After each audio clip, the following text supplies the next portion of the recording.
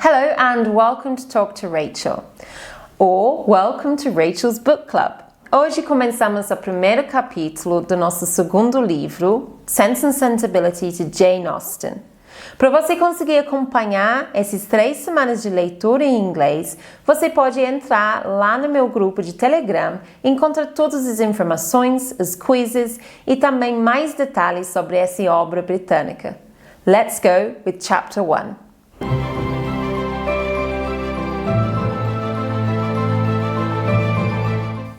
Chapter 1. I'd like to help my sisters, said John Dashwood. My father asked me to do something for them, so I shall give them some money. Oh, but your father was ill, Fanny, his wife, answered. He didn't mean it. But I promised. They need my help. His father was dead now, and everything was changing in the family. John was the son of Mr. Dashwood's first wife. He had plenty of money from his mother, and Fanny was also quite rich. But Mr. Dashwood did not have much to give his next wife and their 3 daughters. Well, perhaps we can give them a present, said Fanny. A small present of money, that's a good idea, you're right, said John. No, not money. First, help them to find a new home, and then later send them some fruit, or fish, or meat. Why do they need money? They can live very cheaply. Of course, yes, that's what my father wanted, John decided happily. He was not a bad man, but he listened to his selfish wife too much. Mrs. Dashwood and her 3 daughters, Eleanor, Marianne, and Margaret, would soon leave their family home. This large house, called Norland Park, now belonged to John and Fanny. Mrs. Dashwood disliked Fanny and also wanted to leave immediately, but Eleanor advised her not to. Eleanor was 19 and very sensible. She thought carefully about everything. Her mother wanted to move to another large house, but they had to find somewhere cheap. And so they stayed at Norland for a few months, living like visitors in their old home. Fanny's brother, Edward, was also staying there. He was not handsome, but he was a pleasant, clever young man. He and Eleanor were often together and were soon good friends. Mrs. Dashwood noticed this. In a few months, Mrs. Dashwood said to Marianne, Eleanor and Edward will get married. Eleanor will be so happy. But what shall we do without her? Marianne asked. We'll see her often. But you look sad, Marianne. Don't you like Edward? A quiet, serious person like Edward was boring to Marianne. Oh, he's a kind man, but he doesn't seem to feel strongly about books and music, or Eleanor's beautiful pictures. I must have a different kind of man, but will I ever find one? My dear girl, you're only 16, Mrs. Dashwood replied. In fact, Eleanor did like Edward very much, but his sister Fanny did not like seeing them together. She and her mother, Mrs. Ferrars, wanted a rich wife for Edward, not a poor one like Eleanor. Fanny was rude to Mrs. Dashwood about this. He is not free for any young lady, you know. My mother has special plans for him. Mrs. Dashwood could not wait to leave Norland. She was lucky. A letter arrived from Sir John Middleton, a relative from Devon in the west of England. He wanted to offer her a house not far from his large house, Barton Park. It was a friendly letter, and they agreed to move there. The new house was cheap, and they could live there easily. Mrs. Dashwood still hoped for some money from John, but he did not give them anything. They sold their horses and carriage and only took 3 servants with them. Dear, dear Norland, cried Marianne, Perhaps I shall never see you again. And oh, you beautiful trees, when shall I walk under your leaves again? Chapter 2. It was a long way to Devon, but it was a very pretty part of the country with high hills, fine trees and open farmland. Their new home had 2 sitting rooms and 4 bedrooms and was quite comfortable. They put Marianne's piano in one of the sitting rooms and some of Eleanor's pictures on the walls. "It's too small," Mrs. Dashwood said, "but I'll save some money and build more rooms." The next day after breakfast, Sir John Middleton came over to see them. He was about 40 and seemed to be a naturally happy and friendly man. He invited them to dinner at Barton Park and later sent them some fruit and vegetables from the garden. Barton Park was a large, handsome house with plenty of servants, about half a mile from their new home. Sir John nearly always had visitors there and often gave dances too. He liked people, and Lady Middleton liked to serve beautiful meals. But she was a cold woman who did not say much. At dinner, they met Mrs. Jennings, the mother of Lady Middleton. She was very different from her daughter, a large, happy woman who talked a lot and liked to laugh loudly.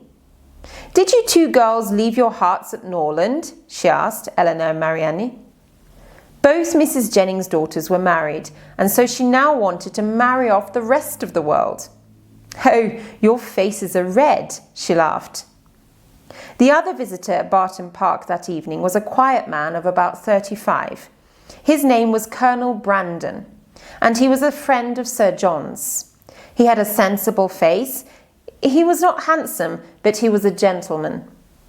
After dinner, Marianne played the piano and sang, and he was the only person who really listened. Everybody enjoyed the music, but Sir John talked all the time, and Lady Middleton was only interested in her 4 noisy children. They came in after dinner, pulled her dress, and stopped the conversation.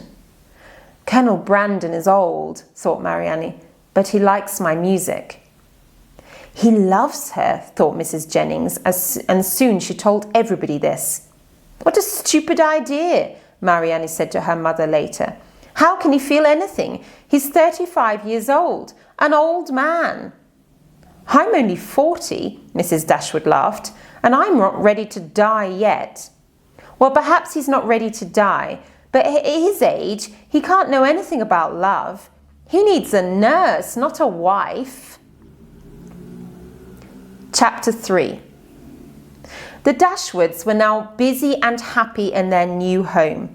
The girls often went out walking, and one day Marianne and Margaret decided to climb a high hill together near the house. It was a beautiful morning when they left, but soon black clouds built up in the sky and it started to rain very hard. They began to run fast down the hill. Margaret got to the bottom, but Marianne fell and could not get up again. A gentleman was walking near them with his dog. He saw the accident and immediately came to help them. "I've hurt my foot," Marianne said. "I can carry you," he replied, and picked her up from the ground. He carried her down the hill, through the garden and into the house. Eleanor and her mother were very surprised to see this young man with Marianne in his arms. But he quickly explained everything. "Oh, thank you, Mrs. Dashwood said again and again. "Please sit down." "No, I'm too dirty and wet from the rain," he answered. "But can I come tomorrow? My name is Willoughby." He was a very handsome young man, and Mrs. Dashwood encouraged him to visit them again. And Marianne quickly forgot about her bad foot. "Do you know this man Willoughby?" they asked Sir John the next day. "Willoughby? Is he here again?" "Yes, he's a good man. He rides a horse well and has a clever little dog." "Was the dog with him?" But they were not interested in the dog. "Who is he?" asked Eleanor. "Does he live here?" No, he has a relative here, an old lady. He has a very nice house not too far away at Combe Magna in Somerset, and will be a good husband for somebody. Be careful, Eleanor. Marianne has Brandon already. She mustn't catch all the men. Perhaps Willoughby will be just right for you. My daughters do not try to catch men, Mrs. Dashwood said angrily.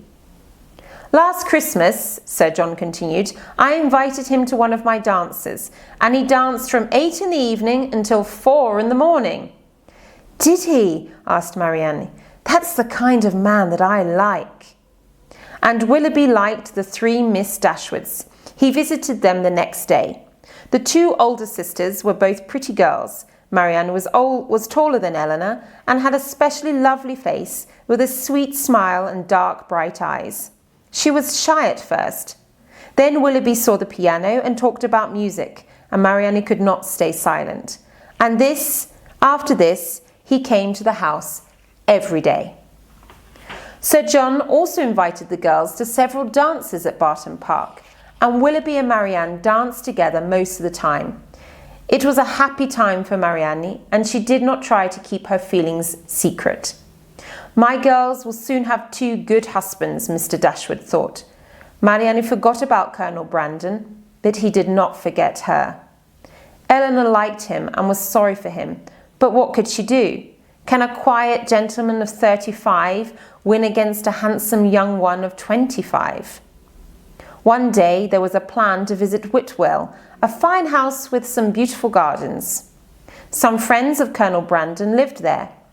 Everybody planned to drive there in carriages from Barton Park. The Middletons, the Dashwoods, Colonel Brandon, Willoughby and a few more friends too. They all arrived at Barton early and were looking forward to the day's adventures. But during breakfast, Colonel Brandon came in with a letter. He looked unhappy. I'm very sorry, he said, but I must go to London immediately to finish some important business. We cannot go to Whitwell today. My friends are away and the servants don't know you. You won't get in without me. This was an unpleasant surprise. Well, Lady Middleton said, you'll be back soon and we'll go to Whitwell then, won't we? Perhaps I won't be able to return. I can't be sure. We can still go out in the carriages, Sir John said. It's a beautiful day. Willoughby said to Marianne, some people don't like this kind of happy party, and Brandon is one of them. He and Marianne jumped into their carriage and drove away very fast. The others also drove off and did not see Marianne and Willoughby again until much later. There was a dinner and a small dance at Barton Park for everyone that evening.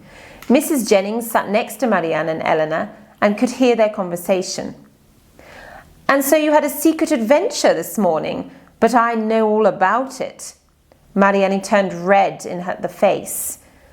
We went out in my carriage, Willoughby said quickly. Ah, but where to? To Allenham. Willoughby's old aunt lived in Allenham House, but she was away from home that day. To the house that will soon be yours, she laughed. Do you like it, Marianne? It's very big, isn't it? Marianne could not speak. Is this true? Eleanor asked her later. Yes, of course it's true. And why not? You and Willoughby went together to this empty house?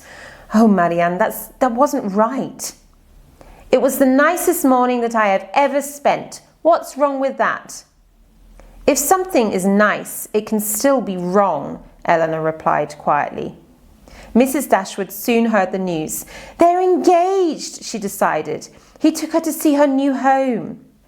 But Willoughby and Marianne did not tell them anything.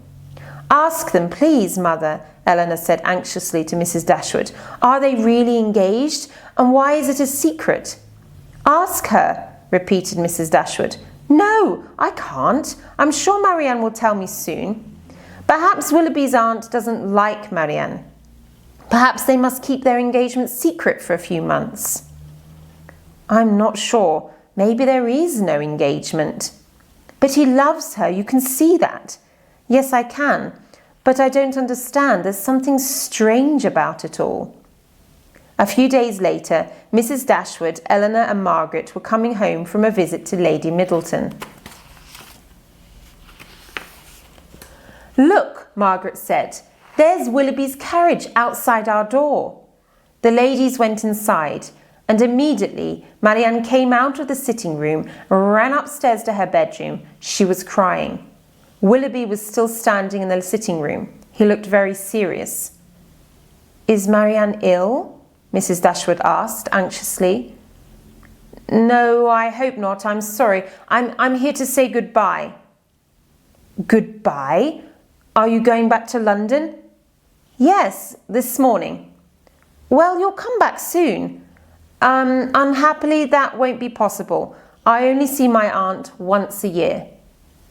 But we can invite you. You're always welcome here.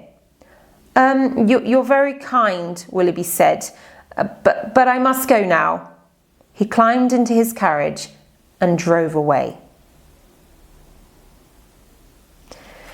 So that is the end of chapter 1, 2 and 3. Esse é o fim dos nossos capítulos 1, 2 e 3. A primeira parte de nossa leitura. Você pode acompanhar esse vídeo com a transcrição lá no grupo de Telegram, eu deixo disponível para vocês, ok?